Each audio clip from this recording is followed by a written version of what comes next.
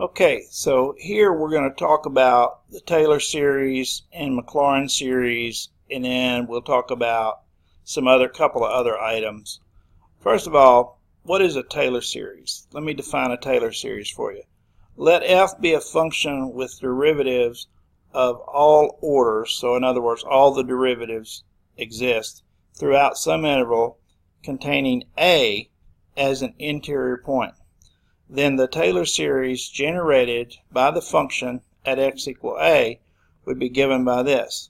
So the series would be from k equals 0 to infinity. So, k or n, doesn't really matter what you use for the letter here.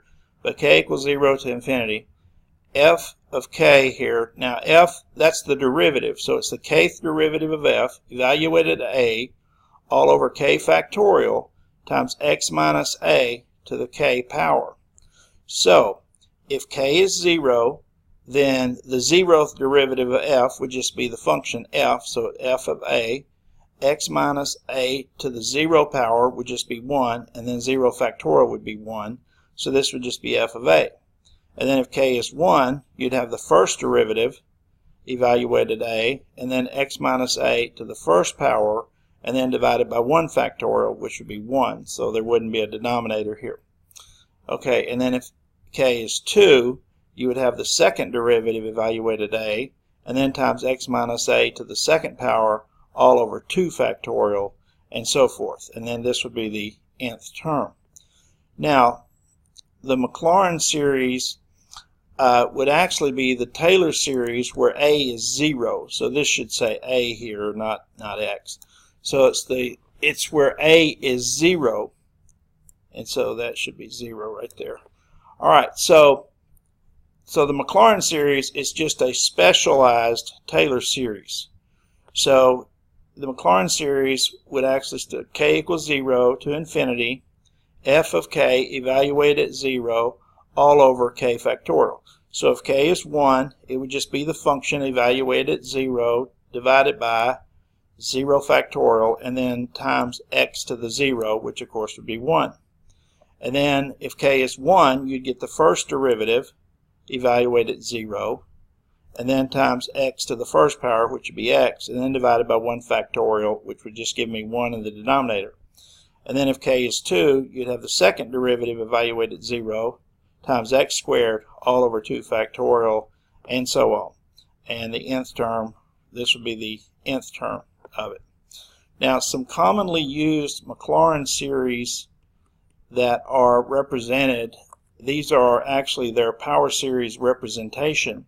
So these series that I'm talking about here are actually a form of power series. So for instance, sine x is actually can be represented by x minus x cubed over 3 factorial plus x to the 5th over 5 factorial minus x to the 7th over 7 factorial, and so on, where this is an alternating series where it's -1 to the n, x to the 2n plus 1 power, divided by 2n plus 1 quantity factorial. And the interval of convergence is -infinity to infinity. Now, cosine of x is similar but not quite the same. It would be 1 minus x squared over 2 factorial plus x to the 4th over 4 factorial minus x to the 6th over 6 factorial, etc.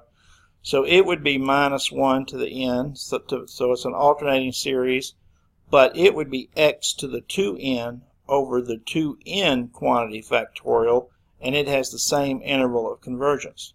And then e to the x can be represented as 1 plus x squared over 2 factorial plus x cubed over 3 factorial.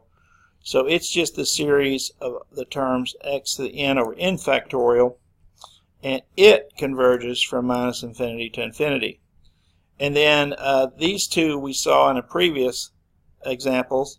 The natural log of 1 plus x can be represented as x minus x squared over 2 plus x cubed over 3 minus x to the 4th over 4 plus, and this will be the nth term. Of course, these all go on infinitely. So it actually, its interval of convergence is from -1 to 1. So between -1 and 1, including +1. And then the arctan would be x minus x cubed over 3 plus x to the 5th over 5 minus x to the 7th over 7. And then the nth term would be minus 1 to the n, x to the 2n plus 1 divided by 2n plus 1. And its interval of convergence is from minus 1 to 1. Okay, so if we want to find a power series representation, one way to do it is to do it from scratch. So let's say we have e to the 2x. Okay, so I'm just going to get the McLauren series, the one where a is 0. So in order to get the McLauren series, first of all, I have to have the function. So I'm going to say the function is e to the 2x. Then get the first derivative of that, which would be 2e to the 2x. Then the second derivative, which would be 4e to the 2x, and so forth. The third derivative would be 8e to the 2x, and so on. So actually, the nth derivative of this function would be 2 to the n e to the 2x. And you see that makes sense because the first derivative is 2 to the first e to the 2x. The second derivative is 2 squared e to the 2x. The third derivative would be 2 cubed e to the 2x. So this would be the nth derivative. Now, if you evaluate, to get the McLauren series, you've got to evaluate each of these at 0. So if we evaluate the function at 0, we get 1. Evaluate the derivative at 0, we get 2. The second derivative evaluate at 0, we get 4. And then so forth. If we evaluate the nth derivative at 0, we get 2 to the n times 1, which is just 2 to the n. Okay, so as far as the coefficients here of this series, f of 0, we're going to have 1 plus 2 plus 4 plus 8 and so forth. So that's the coefficients. But remember, this is a power series, so starting with the second term, we're going to start with powers of x, because here it's like x to the 0.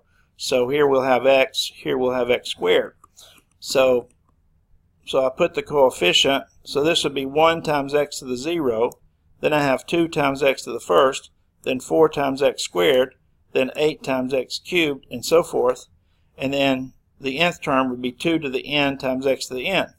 So this gives me a power series for e to the 2x. Now, if I want a power series for x times the arctan of x, I actually can recycle what I already know. We already know up here that we have a power series here for the arctan of x. So if I want a power series for x times the arctan of x, all I have to do is multiply each of these terms by x. So multiply each of these terms by x, and x times x is x squared. X times x cubed over 3 would be x to the 4th over 3. X times x to the 5th over 5 would be x to the 6th over 5, and so forth. Well, then, if I multiply this by x, it's just going to increase this exponent by 1. So instead of x to the 2n plus 1, I'm going to have x to the 2n plus 2. So the nth term would be negative 1 to the n times x to the 2n plus 2 over 2n plus 1. Now, in the next one, I'm going to use what I know about sine of x squared. I'm going to use what I know about sine x in order to evaluate an integral for sine of x squared from 0 to 1. And sine of x squared is one of those non-elementary integrals. So if you go back and look at the beginning of the page, you'll see that this represents these power series for sine x. And then to get a power series for sine of x squared, all I have to do is replace x in each term with x squared. So for x, I'd get x squared. If I replace x with x squared here, I would get x squared cubed, which is x to the 6th. If you replace x squared here, x with x squared here, you get x squared to the 5th, which is x to the 10th. And then here you would get x squared to the 7th, which is x to the 14th, and so forth. So if you replace this with x squared, you would get x times, or x raised to the 2 times 2n plus 1, and 2 times 2n plus 1 would be x to the 4n plus 2. So that would be a power series for the function sine of x squared. Now, if we want to integrate this power series, we could just integrate it term by term. So if you integrate x squared, you get x cubed over 3. If you integrate x to the 6th over 3 factorial, you would get x to the 7th over 7 times 3 factorial. If you integrate x to the 10th, you get x to the 11th over 11 factorial. If you integrate this term, you get x to the 15th over 15 times 7 factorial, and so forth. So then if you integrate this, you would just increase the exponent by 1, so you get x to the 4n plus 3, and then you would divide by that new exponent 4n plus 3. Now, I'm only going to do the first 4 terms to get an approximation. So, so basically, let me just go ahead and tell you that the answer is just whatever you get for those 4 terms when you let x equal 1. Because if you let x equal 0, you get 0. So using the fundamental theorem of calculus, you would just be subtracting 0 from that result. So if you let x equal 1, you get 1/3. If you let x equal 1 here, you get 1 over 42, so that'd be minus 1 over 42. And then here you can do the arithmetic. 1 to the 11th is 1, and then 11 times 5 factorial is 1320. And then 1 to the 15th is 1, and then this would be 75,600, so forth. So I actually get the solution to equal 0.3103. And when I evaluated this integral using computer technology, I actually got 0.31026, which obviously rounds to 0.3103. So I'm fairly accurate there. All right, let's take a look at another example. Let's say we want to integrate the natural log of 1 plus x squared. Okay, so I'm going to skip some of this. Go back and look up the formula for the natural log of 1 plus x, and then if we replace this with the natural log of 1 plus x squared, that means we just replace the x with x squared, then we would actually get this. Okay, and now if you integrate this term by term, you will actually get, let's see, you'll actually get this. So you'll get x cubed over 3 minus x to the 5th over 10 plus x to the 7th over 21, and then minus x to the 9th over 36, and so forth. And then if you integrate the nth term, you'll just get x to the 2n plus 3, and then let's see, I think you should have a 2n, yeah, I should have a 2n plus 3 down here, looks like. Okay, so that's just a typo. That should be 2n plus 3.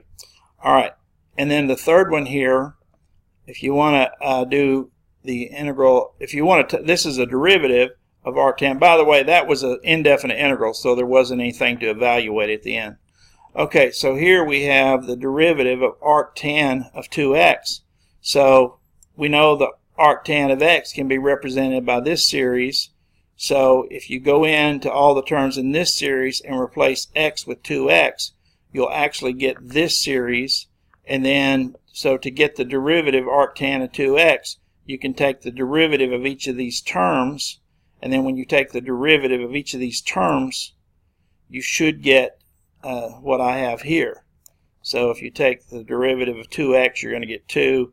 If you take the derivative of this, you get 3 times 2x quantity squared, and the 3's cancel, so you just get 2x quantity squared. If you take the derivative of this, you get 5 times 2x to the 4th, and the 5's cancel, so you just get 2x quantity to the 4th, and so forth.